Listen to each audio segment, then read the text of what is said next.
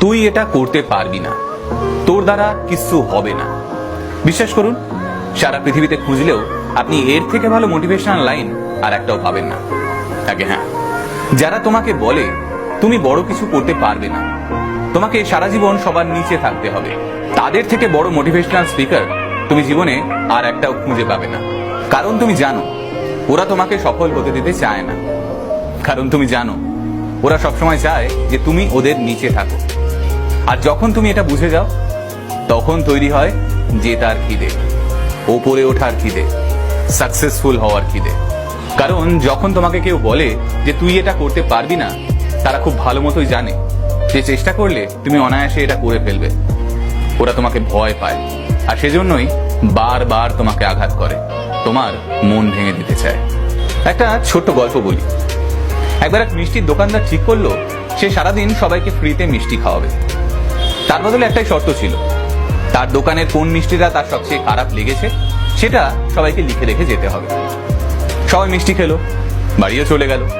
দিনের শেষে যখন দোকানদার চিরকুট নিয়ে বসলেন, দেখলেন প্রত্যেকেই তার দোকানের কোনো না কোনো মিষ্টিকে খারাপ বলে লিখে গেছে। অর্থাৎ তার দোকানের সমস্ত মিষ্টি খারাপ নাকি। অথচ এই লোকগুলোই প্রতিদিন টাকা দিয়ে তার দোকান থেকে মিষ্টি কিনতে আসতো, ভিড় জমিয়ে। তাহলে কি বুঝলে? যখন তুমি সবাইকে তোমার খুঁত ধরার সুযোগ দেবে, তারা তোমার ভালো জিনিসগুলোকেও খুঁত বলে চিহ্নিত করবে।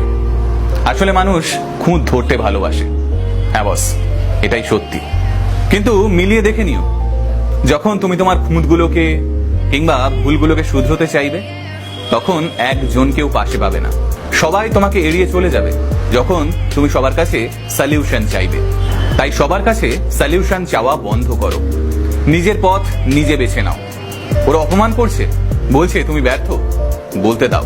কখনো কখনো কারো কারো কাছ থেকে পাওয়া অপমান, খারাপ কথা আমাদের মনের মধ্যে এমন এমন জেদ তৈরি করে দেয়, যেটা হাজার হাজার ভালো কথাও পারে না। আসলে আমরা নিজেদের ক্ষমতা সম্পর্কে ওয়াকিবহাল নই। আমরা যখন কোনো কাজ করি, হয়তো 50 থেকে 60% খাটি, আর তারপর ব্যর্থ হলে ভাবি লোকে সত্যি ঠিকই বলে, আমার দ্বারা কিছুই হবে না। সবার আগে আমাদের এই মানসিকতা বদলাতে হবে, অলসতা ঝেড়ে ফেলতে হবে, নিজের 100% দিয়ে পরিশ্রম করতে হবে, দাঁতে দাঁত চেপে মাটি কামড়ে পড়ে থাকতে হবে, শেষ মুহূর্ত অবধি লড়াই করে যেতে হবে। কেন?